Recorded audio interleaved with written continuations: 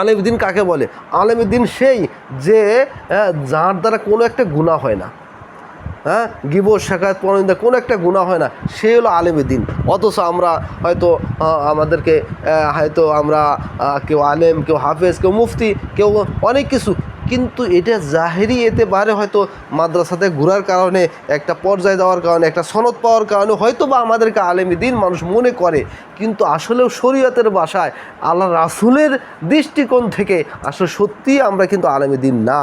কারণ এখন পর্যন্ত আমাদের জবান ঠিক হয় নাই, চোখ ঠিক হয় নাই, অঙ্গপ্রত্যঙ্গ ঠিক হয় নাই, হালাল পন্থার উপার্জনটাও আমাদের ঠিক হয় নাই, এবং মানুষের সাথে সদ্ব্যবহারটাও ঠিক হয় নাই। তাহলে বোঝা গেল আল্লাহর রাসূলের মেরাজ আমরা দখলে আসতে পারিনি। যদিও কথার ভাষা দিয়ে আমরা মানুষকে বুঝাই যে ওলামায়ে কেরাম আলেম কি আল্লাহর রাসূলের ওয়ারিস, কিন্তু আসলেও যদিও ওলামায়ে কেরাম আল্লাহর রাসূলের ওয়ারিস অবশ্যই সত্য, কিন্তু সেই পর্যায়ে আমিও হতে পারিনি। এইটা যদি মনে করতে পারি হয়তো বা আল্লাহ পাক কবুল করতে পারেন। এই জন্য বিশেষ করে এই আশরাফ আলী থানভী রহমতুল্লাহ আখিরি খলিফা, যাদেরকে আল্লাহ পাক আমাদেরকে দেখারও তৌফিক দান করেন, বারবার দেখার তৌফিক দান করেন, বাংলাদেশে অনেকবার সফর করতেন, হ্যাঁ, উনি উর্দুতে বয়ান করতেন, আমার শায়েখ কী কয় বাংলাতে তর্জমা করতেন। তো উনি শত শত না হাজার হাজার ওলামায়ে কেরামদের সাথে নসিহত করতেন, যে আমি নিজের কানেও শুনছি আলহামদুলিল্লাহ অনেকবার। তো উনি একবার বলতেছিলেন, একাধিকবার বলছেন, উনি বলছেন, হে ওলামায়ে কেরাম, আসলেও আমি আপনাদেরকে কেমনে নসিহত করব? নসিহত করা আসলে বোঝা গেল যারা আপনার সামনে আছেন, হ্যাঁ, আপনার যারা নিচে বসা আছেন, এরা হলো হীরা মুক্তার মতো, হ্যাঁ, হীরা মুক্তার মতো দামি, কিন্তু আমি এই যে উপরে বসা হইলো আমি হলাম ওই যে ইয়ের মতো, ওই যে নিত্যি আছে, দাড়ি পাল্লা আছে, যে পাল্লায় কি থাকে, মাল থাকে, সে পাল্লা নিচে থাকে, আর যেটা খালি থাকে উপরে থাকে। ঠিক অনুরূপভাবে আমি উপরে বসা মানে কি ওরকম খালি, আর আপনার নিচে বসা ওই পাল্লায় কি আছে, মাল আছে, সম্পদ আছে, আপনারই দামি বেশি। হ্যাঁ, এই জন্য যেহেতু মশরা অনুযায়ী কিছু বলার সুযোগ হয়েছে, এই জন্য হয়তো একটু উপরে বসা বলার একটা মানে সিস্টেম পালন করতেছি। আরেকটা মেসাল দিতেন, জীবনের প্রথমে এই মেসাল আমি কোনো ওস্তাদের কাছে শুনি নেই, ওনার কাছে শুনছি। উনি বলতেন যে দেখো, এই বুদবুদ সাগরের উপরে থাকে, কচুরিপানা সাগরের উপরে থাকে, কিন্তু হীরামুক্ত থাকে তলদেশে। হীরামুক্ত থাকে কি তলদেশে, যারা আপনার নিচে বসে আছেন ওরকম হীরামুক্তার মতো। আল্লাহ আল্লাহ আল্লাহ, এইভাবে মেসাল দিয়েছেন।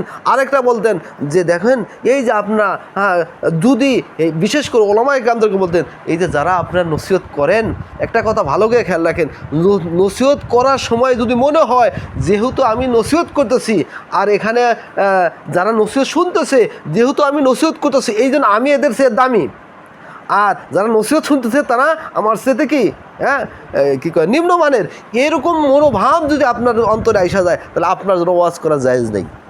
হ্যাঁ, যদি এমন মনে হয় যারা নসিহত শুনতেছে তারা আপনার জন্য আপনার সাথে অবশ্যই দামি, এরকম যদি খেয়াল হয়, তাহলে আপনার জন্য অনুমতি আছে কিছু নসিহত করা। এই জন্য আসলে আমরা নসিহতও জানি না, নসিহত করবো কি, নসিহত করে আমরা মাউথপিস ভাঙে এই করে ফেলাই, হ্যাঁ, কী কয় এটা রে, হ্যাঁ, গরম করে ফেলাই, কিন্তু আসলেও ওই নিজের গোসা নিয়ন্ত্রণ করে, নিজের জিদটা প্রয়োগ করি, নিজের খেয়ালাত যেটা আছে ওইটাই বলতে থাকি। আল্লাহ আমাদের মাফ করে দেন। এই জন্য নিজের খেয়ালাত আর জজবার নাম দিন না, জজবা দিন হলো কি আল্লাহ পাকের হুকুম এবং নবীর তরিকার নাম, আল্লাহ পাকের হুকুম এবং নবীর তরিকার নাম, আর নিজেকে মিটানের নাম।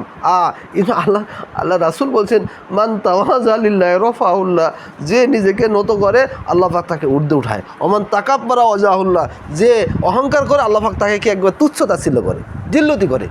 আহা, আমরা মিটাইতেই পারলাম না। আল্লাহ আল্লাহ আল্লাহ। হযরত কাসেম নানুতুল্লাহ রহমতুল্লাহ আলাইহি, উনি দুনিয়াতে আসছেন, উনি বলতেন, মাঝে মাঝে বলতেন, আল্লাহ যদি আমাকে আল্লাহ আপনি কিছু এলেম দান করছেন, এই জন্য হয়তো কাসেম নামে কোনো ব্যক্তি এখানে আসছে, এটা মানুষ বুঝে, দারুল উলুম দেওবন্দের দায়িত্বশীল, এটা মানুষ চিনতে পারে। যদি আমি এদুর্গু না পাইতাম, আমি এমনভাবে দুনিয়াতে চলতাম যে এই এলাকার মানুষকে বুঝতেই দিতাম না যে কাসেম নামে কোনো ব্যক্তি জন্ম নিয়েছিল আবার দুনিয়াতে বিদায় হয়ে গেছে। কী পরিমাণ উনি নিজেকে মিটাইতেন।